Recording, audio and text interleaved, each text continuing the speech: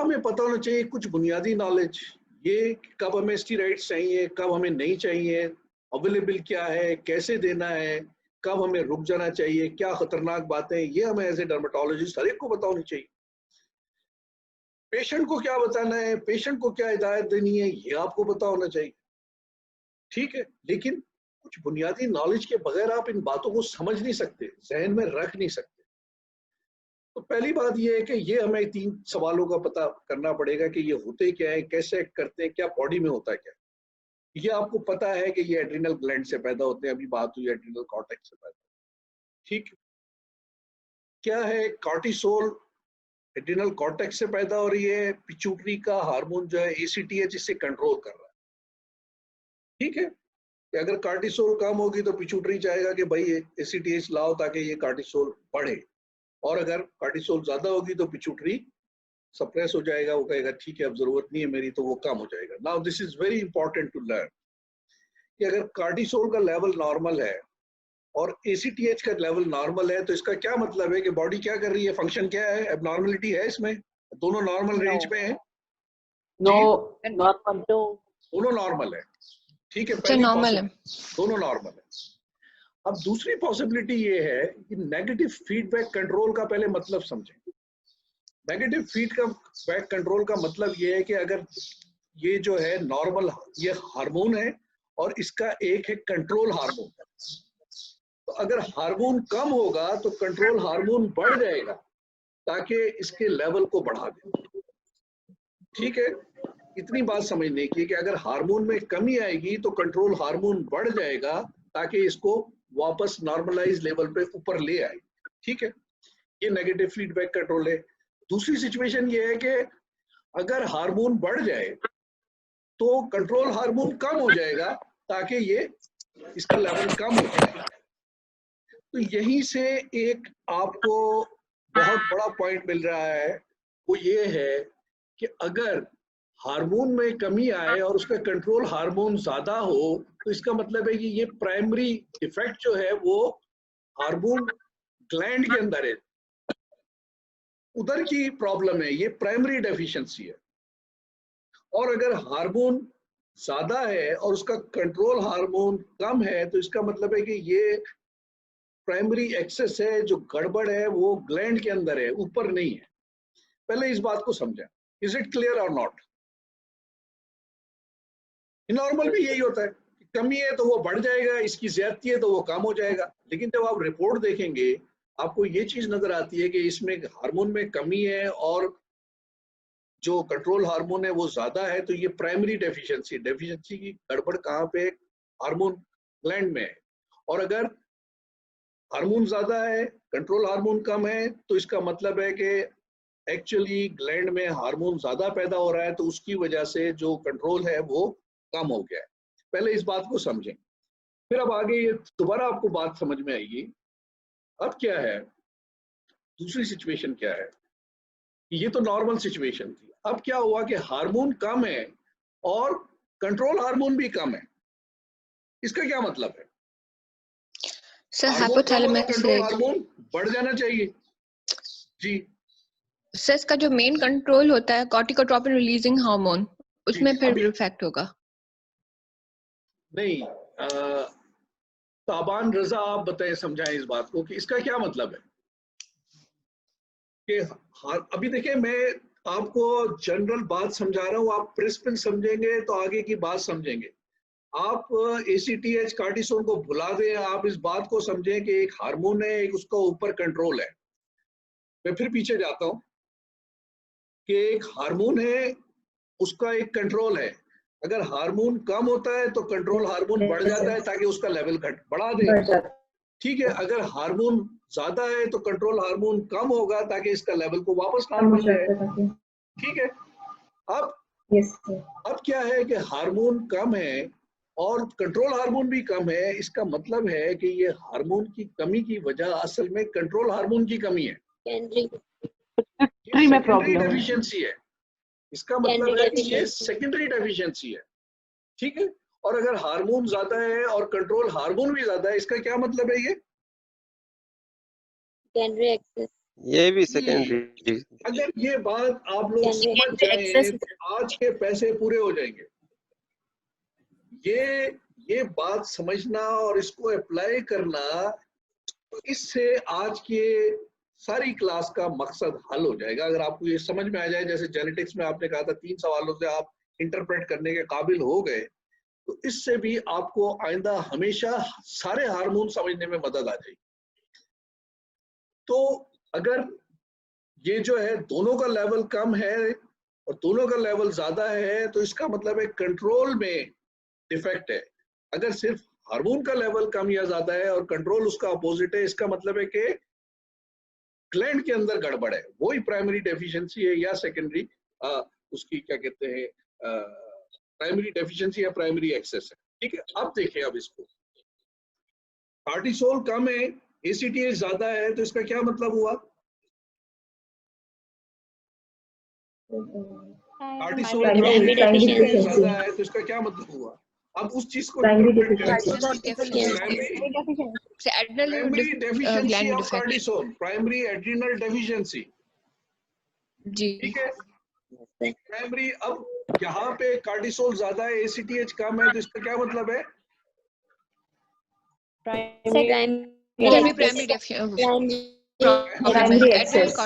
Primary access है, ये primary deficiency, primary access है। देखो, आपने जो नॉलेज समझी है उसको फौरन अप्लाई करोगे तो समझ आएगी, और जब एप्लीकेशन होगी तो आपकी समझ ज्यादा बेहतर हो जाएगी। अच्छा, अब इसको फिर यहाँ पे देखें, थायरॉक्सिन है, छोड़ दें इसको। थायरॉक्सिन कम है, टीएसएच ज्यादा है, इसका मतलब है कि कहाँ पे गड़बड़ है? सर उसमें थायराइड ग्लैंड में डेफिशिएंसी है, थायराइड ग्लैंड की डेफिशिएंसी है, उसका हार्मोन नहीं बन रहा। और अगर थायरॉक्सिन ज्यादा है और टीएसएच कम है, तो इसका मतलब है कहाँ पे गड़बड़ है? थायराइड कहाँ पे ज्यादा पैदा हो रहे हैं? थायराइड पैदा हो रहा है, इस वजह से टीएसएच कम है। इसकी एक और बड़ी अच्छी क्या कहते हैं इंटरप्रिटेशन, एक सवाल आता है आप लोगों को अमूमन कि जी टीएसएच लेवल ज्यादा है, थायरॉक्सिन लेवल का बराबर है, इसका क्या मतलब? इसका ये मतलब है कि जी टीएसएच बेसिकली डिफेक्ट थायरॉक्सिन में ही है, ग्लैंड में ही है, लेकिन टीएसएच ने उसे कंपनसेट कर दिया है, इसलिए वो नॉर्मल हो गया। तो basically it is again hypothyroidism, लेकिन टीएसएच क्योंकि ज्यादा है, उसने थायराइड लेवल को नॉर्मल के करीब कर दिया।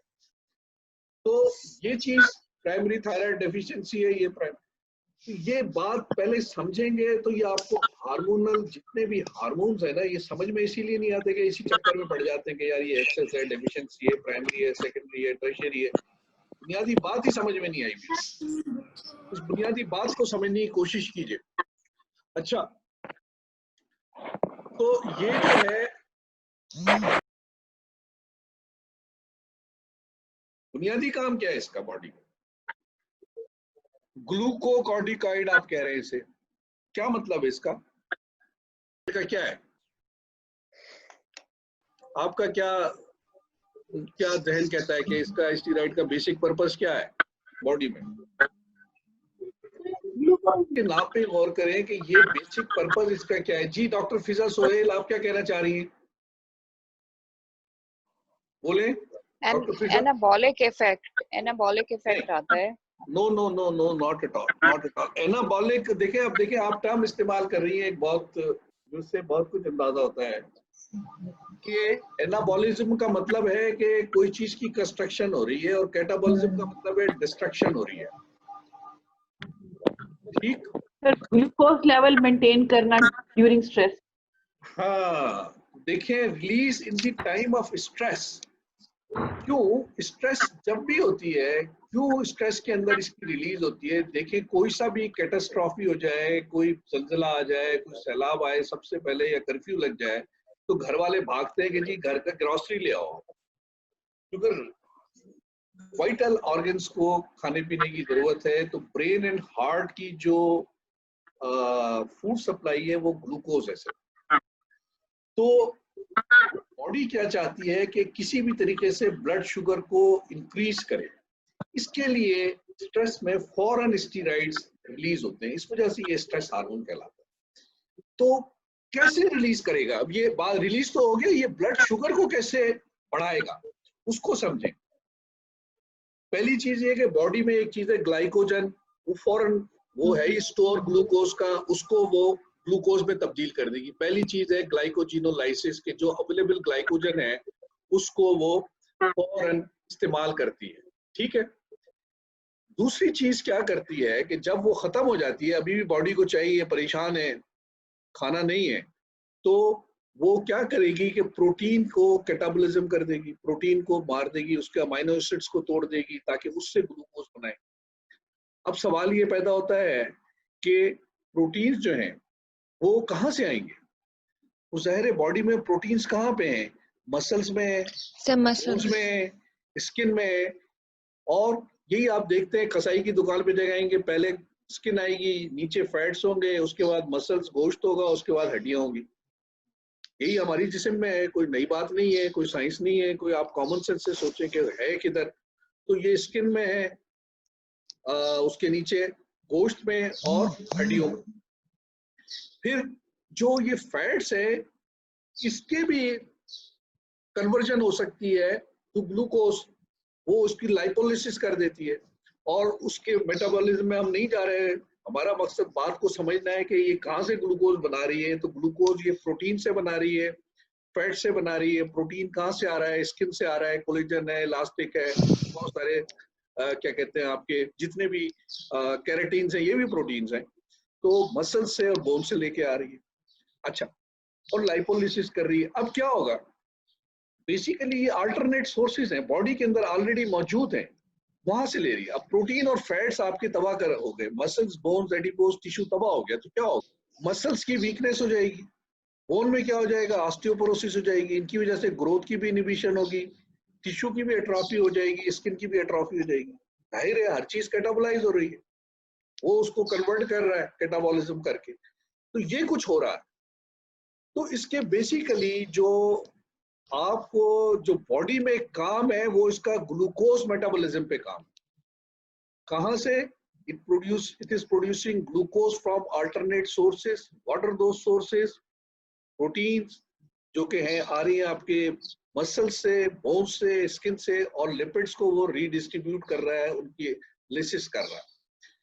लेकिन बॉडी में एक और ये जो है, जब इन्फ्लेमेशन होती है तो नॉर्मली इन्फ्लेमेशन का काम होता है हीलिंग ऑफ टिश्यू इंजरी और बैक्टीरिया के खिलाफ। तो अगर आप स्टीरॉइड्स देते हैं तो क्या होता है कि हीलिंग पे इफेक्ट पड़ता है, स्लो हीलिंग हो जाती है और इन्फेक्शंस का इंसिडेंस ज्यादा हो जाता है। क्यों? क्योंकि बेसिकली ये इन्फ्लेमेशन को सप्रेस कर रही है। ये इसका एक अलग से फायदा है जिसे हम इस्तेमाल कर रहे हैं, जो शुरू में मैंने दिखाया था आपको, कैंडाल और हिंच ने दोनों ने ये ऑब्जर्व किया था। तो बेसिकली जो है ये उन्होंने ऑब्जर्व किया था कि ये इन्फ्लेमेशन के अंदर फायदा देगा, और जो कि रोमेटाइड आर्थराइटिस में हो रहा था। ठीक है, फिर हमने इसके जो इन्फ्लेमेशन के जो नुकसानदेह इफेक्ट्स हैं कि एलर्जी है, ऑटोइम्यून डिजीज है, ट्रांसप्लांट रिजेक्शन है, उनमें इसे इस्तेमाल करना चाहिए। तो कुछ इसके आपके काम की बातें होगी। काम की बातें ये है कि ये इन्फ्लेमेशन को सप्रेस कर रही है, इम्यूनिटी को सप्रेस कर रही है, और लेकिन उसकी वजह से हीलिंग भी असरअंदाज हो रही है, इंसिडेंस ऑफ इन्फेक्शन बढ़ रहा है, मसल्स पे गड़बड़ हो रही है, बोन्स की ऑस्टियोपोरोसिस हो रही है, ठीक है, स्किन की थिनिंग हो गई है, ये सारी चीजें हो रही हैं। फिर इसका एक, जब भी कार्डिसोन आप देंगे तो इनका एक और प्रॉब्लम होता है कि ये चूंकि साथ ही पैदा होते हैं तो इनका कुछ सोडियम रिटेंशन और कुछ एंड्रोजेनिक इफेक्ट भी होता है। तो सोडियम रिटेंशन से क्या होगा? ब्लड प्रेशर बढ़ जाएगा। एंड्रोजन से क्या होगा? हिर्सुटिज्म और एक्निफॉर्म इरप्शन निकल आएगी। All these things can be understood if you know the basic phenomena कि what they are doing inside your body and how they are. तो ये मायोपैथी वीकनेस आपने समझ ली, ऑस्टियोपोरोसिस आपने समझ ली, फैट, ये सारी बातें आपको पता होनी चाहिए। जेई में हेमरेज भी कर सकती है, आई के अंदर कैटरेक्ट और ग्लाकोमा भी कर सकती है, but as a clinician you should understand कि भाई ये सारी बातें जो पैदा हो रही है रटने की नहीं है। आप अगर आपको समझी नहीं है तो आप यू कैन टेल योरसेल्फ कि क्या क्या होना चाहिए अगर आप किसी पेशेंट को या किसी बंदे को लॉन्ग टर्म स्टेरॉइड्स दें। अब सबसे बड़ी इंडिकेशन देखें ये है रिप्लेसमेंट थेरेपी। किस पे करते कैसे होगी स्टीरॉइड्स की? उसे क्या कहते हैं, उस डिजीज को क्या कहते हैं जिसमें आपको स्टीरॉइड देने जरूरी है, रिप्लेसमेंट करनी है, तो उस हिसाब से बताएं कि कौन सी कंडीशन में आपको देनी चाहिए। देखिए आपने जो समझा है उसको फौरन रिलेट करें।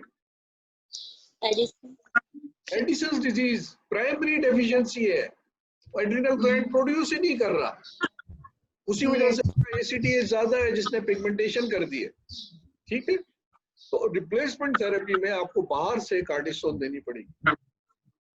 फिर जितनी भी इन्फ्लेमेटरी डिजीजेज हैं, सारी इन्फ्लेमेटरी डिजीजेज, कोई भी ऑटो इम्यून डिजीज, स्किन की हो, जीआईटी की हो, आंखों की हो, किडनी की हो, कहीं की भी हो, नर्वस सिस्टम की भी हो, तो आपने क्या देना है, स्टीरॉइड्स देना।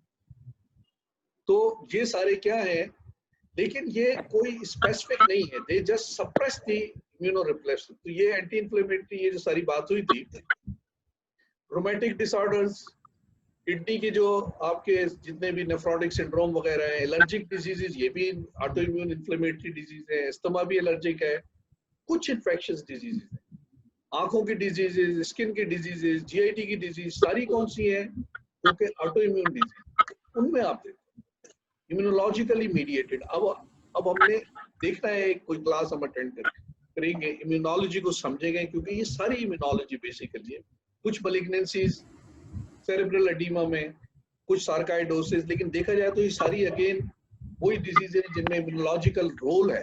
तो बेसिकली वो डिजीजेस जिनमें इम्यूनोलॉजिकल गड़बड़ होती है, वहां पे आप स्टीरॉइड्स देते हैं। उसके बाद आप उसको हर डिजीज, हर ऑर्गन की सोचें कि कौन सी है। अभी हम एक डिस्कशन करेंगे कि ये बातें हमें कैसे याद रहेंगी। ठीक है, कुछ इन्फेक्शंस डिजीज होती हैं जो कि ये न्यूमोसिस्टिस कार्निया, हीमोफिलस इन्फ्लुएंजा, ये सेप्टिक शॉक उसके अंदर आते हैं।